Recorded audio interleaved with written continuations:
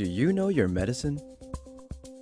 Weed Maps and SC Laboratories bring you an educational series on the science of clean and safe cannabis.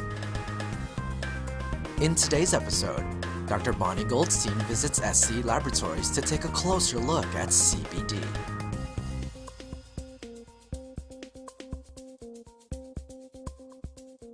Hey Josh, how you doing?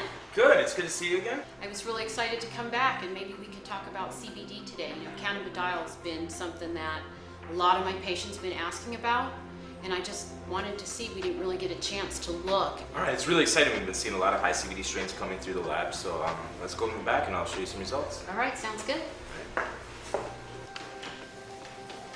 Bonnie, I'm really glad you stopped by. I've got some interesting things to show you. We've had a lot of high CBD samples coming through the lab. Oh great, I can't wait to see it. So here's an example of the majority of plants we see. It equals out to 16.2% total THC and 0.9% total CBD, and that's representative of a good 99% of plants we see coming through the doors. Maybe 0.5% CBD up to 1.5% CBD. So in comparison, take a look at a high CBD strain. This is a Harlequin, a high CBD strain. We have 5.2% total THC and 11.3% total CBD.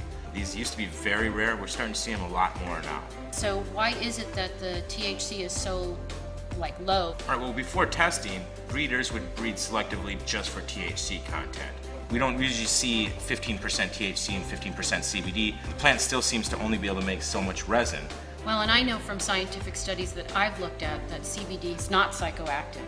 So for a person who is got some inflammatory condition or some type of other illness who wants to use medical marijuana, they may find that if they're a person who doesn't want the effects of THC, that a high CBD strain is going to give them that medicinal effect without giving them the euphoria or lethargy or whatever it is that they get from the THC. Let me see who that is. Hello? Oh, she's here. Okay, great.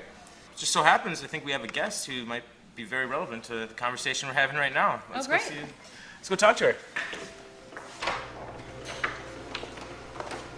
Sarah. Hi. It's great to see you again. You too. Bonnie, this is Sarah Russo from Project CBD. Oh, hi, great to meet you. You as well. So tell me all about Project CBD, Sarah. Well, Project CBD, we're an educational news service, and we focus on the reintroduction of CBD as a news story. Over a year, we've eventually seen that dispensaries have begun carrying it and patients have begun using it. They, really like an option that's more functional. They can carry about their day. So, I've done a lot of reading about CBD, and, you get kind of amazed that something could have so many benefits. And so the things that I've read about is it's, anti-inflammatory, and I've actually seen that with my patients. Anti-anxiety, it has anti-psychotic, and also can balance out if somebody has too much effect from THC, it will balance out the THC effect. Neuroprotection and anti-convulsive, anti-emetic, anti-spasmodic, it stops spasms. I mean, it's amazing that one medicine will be able to do so many things. CBD and THC work synergistically, and they both have anti-tumor properties as well. Yeah, and I believe there's a study coming out shortly where they've been looking at veterans who've been suffering with PTSD using medical cannabis, so that'd be great results to check out. We actually work very closely with an organization called VAM, which is the Veterans Alliance for Medical Marijuana, and they've been working with their patients who are all veterans, and many of whom are suffering from post-traumatic stress disorder. They've been having great results with the high CBD-rich medicine, just in helping to alleviate some of the anxiety some of these vets are feeling. Funny, I was on your website checking out Project CBD, and I saw that there's a survey for patients. Can you tell me about that? So the Society of Cannabis Clinicians has created the first real-world study on the effectiveness of CBD. Because previously with CBD there have been clinical trials for laboratory situations. It was done in a test tube or with mice. And then clinical trials, there's been a couple, but in a controlled setting. And so this is the first real-world study, and it's examining patients in their normal everyday life. And so we work in conjunction with the Society of Cannabis Clinicians, and we promote their survey. And also we encourage patients, anybody who is interested in CBD, to contribute news and information to us. If you're a grower, we want to hear about it. What are you growing? If you have a new strain that's just been tested at the lab, we want to hear about that too. We couldn't be doing the work we were doing without lab tested medicine. The whole CBD topic actually is what makes me really excited to be a part of the testing industry. With testing, a lot of times we kind of fall into the trap of what's the highest THC strain.